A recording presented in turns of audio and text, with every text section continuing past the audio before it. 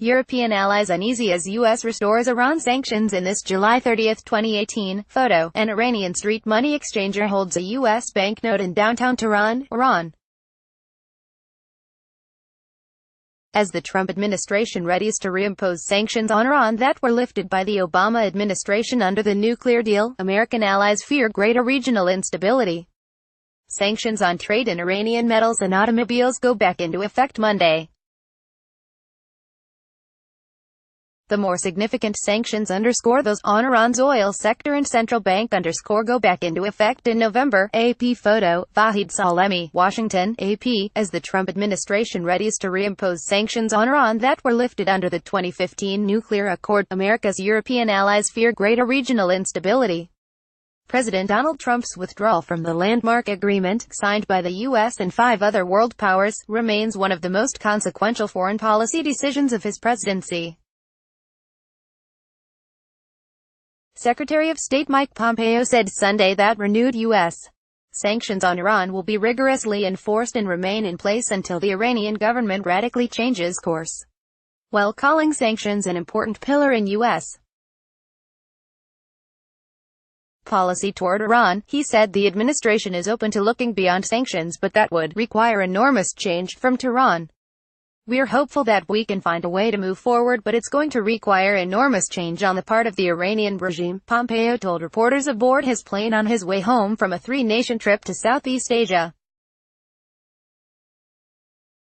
They've got to behave like a normal country. That's the ask.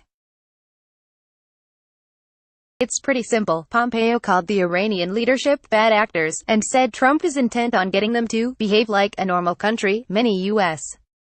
allies believe that such language is code for regime change, according to 2 European diplomats involved in negotiations with the Trump administration over how sanctions would be reimposed.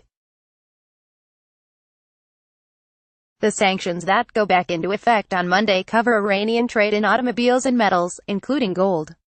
The U.S. also has banned imports of Iranian products such as carpets and pistachios and revoked licenses that allowed Iran to purchase U.S. and European aircraft.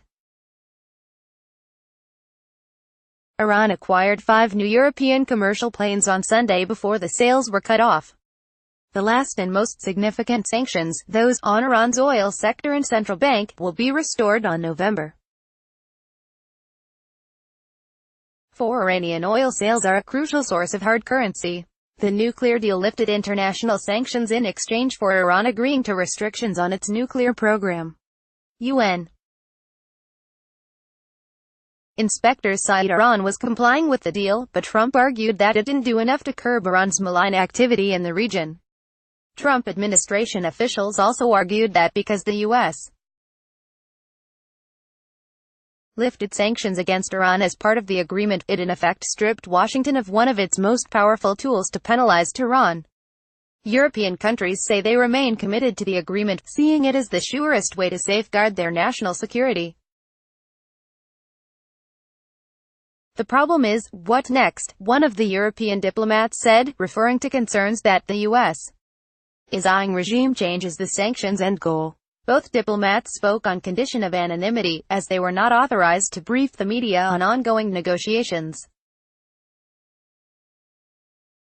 If the reimposed sanctions caused the government in Tehran to collapse, Iran would likely devolve into civil war like what unfolded in Syria. Radicals would assume power, the diplomat said. A deepening of Iran's economic crisis could also lead to an influx of refugees and migrants into Europe like that seen on the heels of the Syrian conflict. Pompeo noted that the U.S. has long designated Iran as the world's foremost state sponsor of terrorism and that Iran cannot expect to be treated as an equal in the international community until it halts such activities. Perhaps that will be the path the Iranians choose to go down, he said Sunday. But there's no evidence today of a change in their behavior. In the meantime, he said, we're going to enforce the sanctions. Supporters of the Iran agreement have long argued that the U.S. departure would alienate European allies who partnered with the U.S. in the negotiations. We remain firmly committed to ensuring the deal is upheld and we continue to abide by our commitments, the second European diplomat said. If we cannot fulfill these, this risks Iran deciding that it no longer has to abide by the restrictions. Iran's economy was plunged into a downward spiral following Trump's announcement that the United States was scrapping the nuclear deal. The downturn has sparked waves of protests across Iran. Lee reported from aboard a U.S. military aircraft. Copyright 2018 The Associated Press. All rights reserved. This material may not be published, broadcast, written or redistributed.